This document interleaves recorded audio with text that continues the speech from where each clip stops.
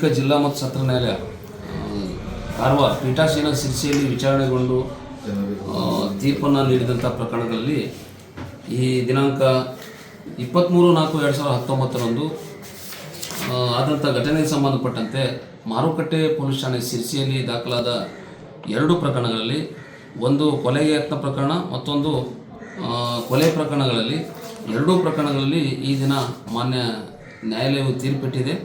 ಆ ತೀರ್ಪಿನ ಸಾರಾಂಶ ಏನಂತ ಹೇಳಿದರೆ ದಿನಾಂಕ 23/4/2019 ಶಿರಸಿ ನಗರದಲ್ಲಿ ಬರ್ತಕ್ಕಂಥ ಕಸ್ತೂರ್ಬಾ ನಗರದಲ್ಲಿ ಕರಗುಂಡಿ ರಸ್ತೆಯಲ್ಲಿ ಆಗ ಈ ಪ್ರಕರಣದ ಗಾಯಾಳು ತನ್ನ ಸ್ಕೂಟಿ ಮೇಲೆ ಕೂತಾಗ SDPI ಸಂಘಟನೆಯ ಸದಸ್ಯರು ತಾವು ಮೊದಲೇ ಸಂಚು ಮಾಡಿದಂತೆ ಆತನ ಸ್ಕೂಟಿಗೆ ಡಿಕ್ಕಿ ಪಡಿಸಿ ಆತನನ್ನು ಕೊಲೆ ಮಾಡಲು ಯತ್ನಿಸಿದ ಪ್ರಕರಣಕ್ಕೆ ಸಂಬಂಧಪಟ್ಟಂತೆ ಆಗಿನ ತನಿಖಾಧಿಕಾರಿಯಾದ PSI ಶಶಿಕುಮಾರ್ CR ಅವರು ಸಂಪೂರ್ಣ ತನಿಖೆ ನಡೆಸಿ ದೋಷಾರೋಪಣಾ ಪಟ್ಟಿಯನ್ನು ಸಲ್ಲಿಸಿದರು.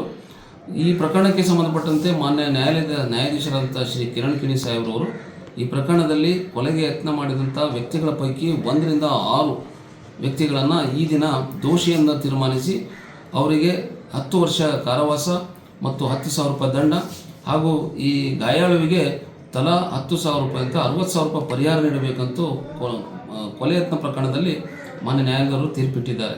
ಹೆಚ್ಚಿನ ಪರಿಹಾರವನ್ನು ಪಡೆಯೋದಾದರೆ ಮಾನ್ಯ ಜಿಲ್ಲಾ ಕಾನೂನು ಸೇವಾ ಪ್ರಾಧಿಕಾರದಲ್ಲಿ ಅರ್ಜಿ ಸಲ್ಲಿಸಿ ಪಡೆಯಬಹುದಾಗಿದೆ ಅಂತ ಮಾನ್ಯ ನ್ಯಾಯಾಲಯ ತೀರ್ಪನ್ನಿಟ್ಟಿದೆ. ಅದೇ ರೀತಿ ಇನ್ನೊಬ್ಬ ಇದೇ ಘಟನೆಗೆ ಸಂಬಂಧಪಟ್ಟಂತೆ ಇದಕ್ಕೆ ಡಿಕ್ಕಿ ಮಾಡಿ ಆತನಿಗೆ ಮಾರಕಾಸ್ತ್ರಗಳಿಂದ ಗಾಯಗೊಳಿಸಿ ಆ ಸಂದರ್ಭದಲ್ಲಿ ಅಲ್ಲಿ ನೆರೆದಿರ್ತಕ್ಕಂಥ ಇನ್ನೊಬ್ಬ ವ್ಯಕ್ತಿ SDPI ಸಂಘಟನೆಯ ಸದಸ್ಯನಾದಂಥ ಅಸ್ಲಂ ಬಾಬಾಜನ್ ಅನ್ನುವ ವ್ಯಕ್ತಿಯನ್ನು ಮಾರಕಾಸ್ತ್ರದಿಂದ ಅವನ ಕೈಗೆ ಚುಚ್ಚಿ ಅದರಿಂದ ರಕ್ತಸ್ರಾವವಾಗಿ ಅವನು ಅಲ್ಲೇ ಮೃತನಾಗಿರ್ತಾನೆ. ಈ ಪ್ರಕರಣಕ್ಕೆ ಸಂಬಂಧಪಟ್ಟಂತೆ ಈ ಒಟ್ಟು 23 ಆರೋಪಿಗಳ ಮೇಲೆ 16 ಆರೋಪಿಗಳ ಮೇಲೆ ಈ ಕೊಲೆ ಪ್ರಕರಣ ದಾಖಲಾಗಿತ್ತು.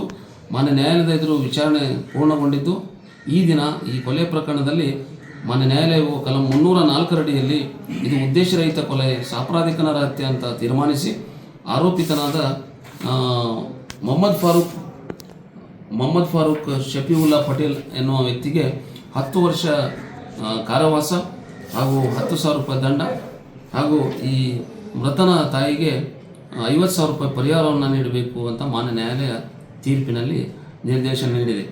ಹೆಚ್ಚಿನ ಪರಿಹಾರಕ್ಕಾಗಿ ಜಿಲ್ಲಾ ಕಾನೂನು ಸೇವಾ ಪ್ರಾಧಿಕಾರಕ್ಕೆ ಅರ್ಜಿ ಸಲ್ಲಿಸಿ ಪಡೆಯಬಹುದಾಗಿದೆ ಅಂತೇಳಿ ಮಾನ್ಯ ನ್ಯಾಯಾಲಯ ತೀರ್ಪನ್ನಿಟ್ಟಿದೆ.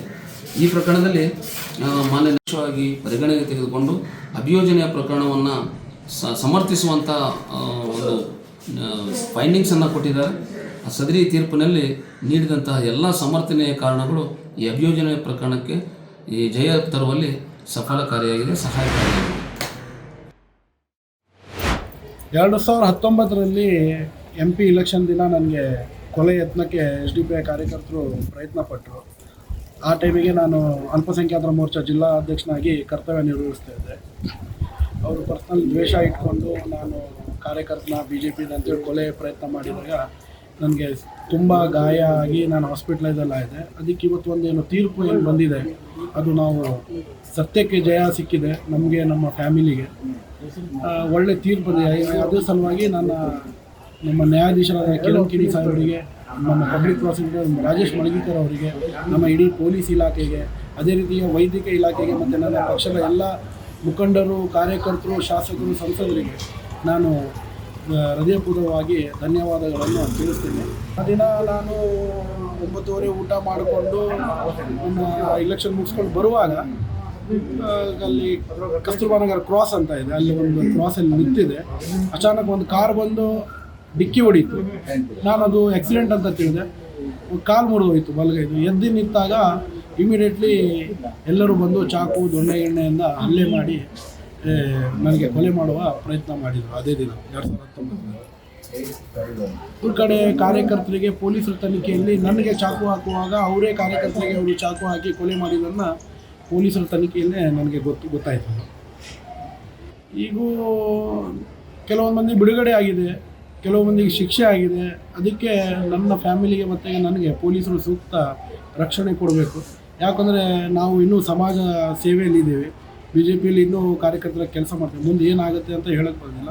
ಅದಕ್ಕೆ ಪೊಲೀಸ್ ವರಿಷ್ಠಾಧಿಕಾರಿಗಳಿಗೆ ನಮಗೆ ಸೂಕ್ತ ಭದ್ರತೆ ಕೊಡಬೇಕಂತೇಳಿ ತಮ್ಮ ಮುಖಾಂತರ ನಾನು ಕೇಳ್ಕೊಳ್ತೀನಿ.